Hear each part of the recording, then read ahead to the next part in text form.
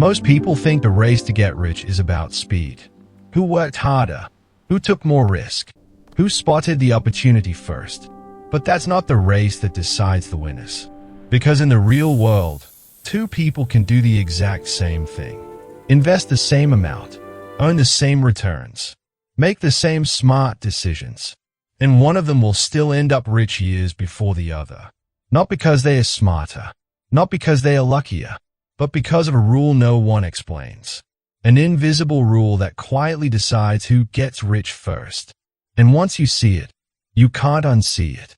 Right now, we're living through one of the most confusing financial moments in history. Markets hit all-time highs while people feel broke. Headlines scream about millionaires being made overnight.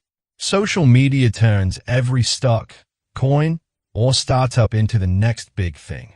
It creates a dangerous illusion that wealth is about finding the right thing, the right asset, the right time, the right move. But the truth is more uncomfortable. Because wealth doesn't just depend on what you invest in. It depends on when the system starts working for you. And that timing advantage compounds harder than money ever does. Let's rewind. Imagine two people. Same age, same income, same job, same intelligence. They both decide to invest $500 a month. They both earn an average 8% annual return. They both stick with it for decades.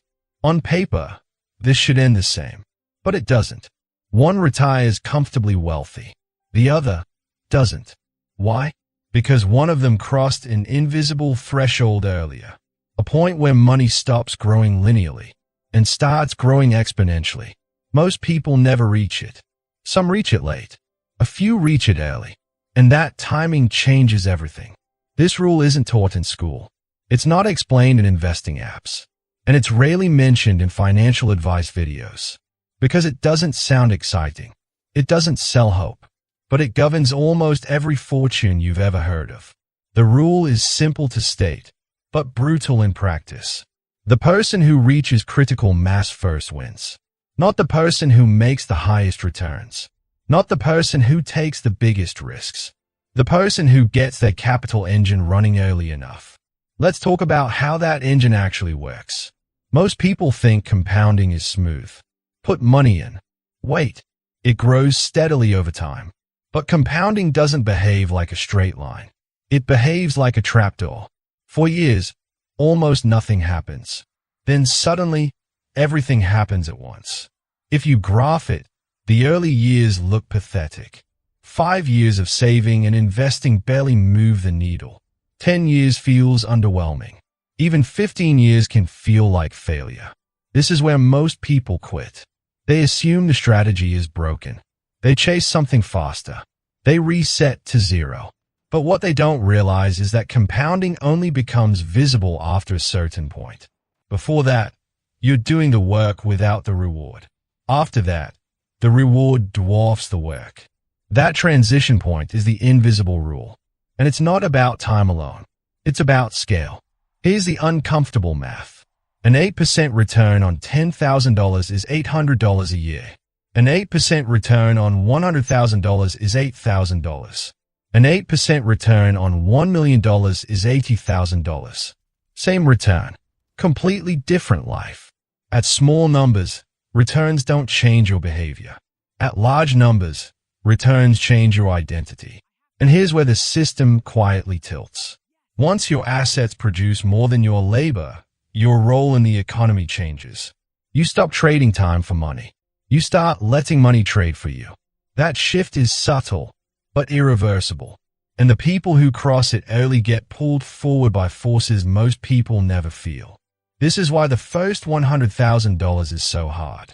And the next $900,000 feels strangely fast. It's not motivation. It's math. But the real injustice is how people reach that first critical mass. Because it's rarely equal. Some people start closer. Family support, early exposure, higher paying entry jobs, access to information before it's popular. Others start further back. Student debt, low wages, late starts, financial mistakes that cost years. The system doesn't care. Compounding doesn't care. Time doesn't care. And here's the irony. The people who benefit most from compounding are often the ones who need it at least. They already had capital. They already had margin for error. They already had time. So the invisible rule reinforces itself. Capital attracts growth. Growth attracts opportunity. Opportunity accelerates capital. Meanwhile, those without early momentum are told to be patient. But patience is expensive when rent is due.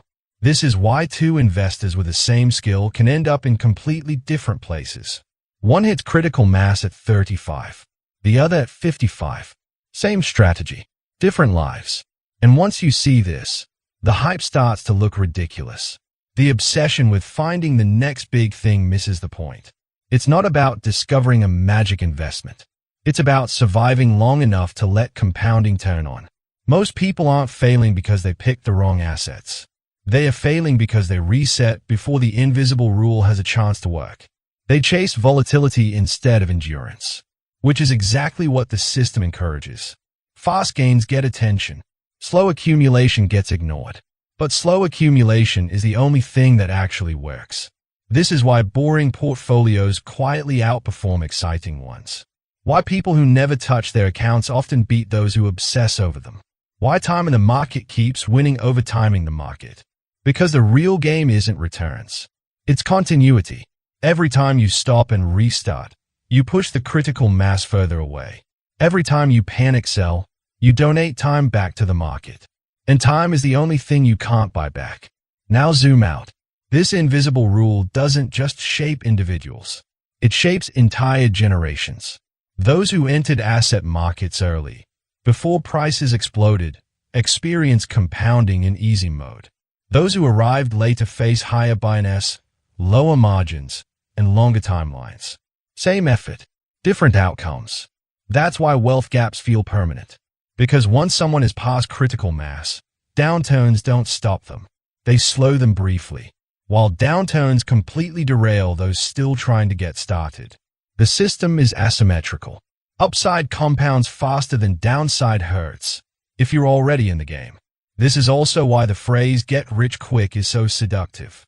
It promises a shortcut around the invisible rule, a way to skip the boring years. But shortcuts usually just reset the clock. Because even when people get lucky early, they often lack the structure to hold on to it. They haven't built the engine. They just caught a spark. And sparks fade. Engines compound. So where does that leave you? Here's the part no one likes to hear. The invisible rule doesn't guarantee wealth. It just decides who gets the chance first. Reaching critical mass doesn't mean you win. It means the game finally starts working in your favor instead of against you. Before that point, every mistake hurts more than every win helps. After that point, every win matters more than every mistake. Same behavior, different outcomes. That's the rule. And the unsettling part, you don't know exactly when you'll cross it.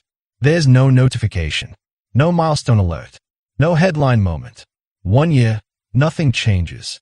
The next year, everything feels lighter. Expenses stop feeling dangerous. Opportunities stop feeling risky. Time stops feeling scarce. Not because you're richer, but because momentum has shifted.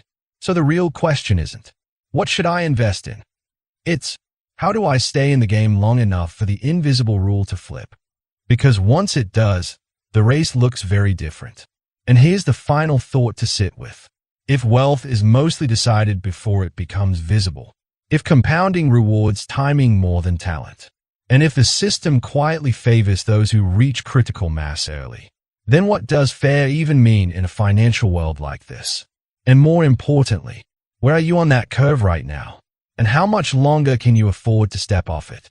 And if this helped clarify something that always felt confusing, like the video and subscribe. This channel is about explaining the rules no one bothers to explain.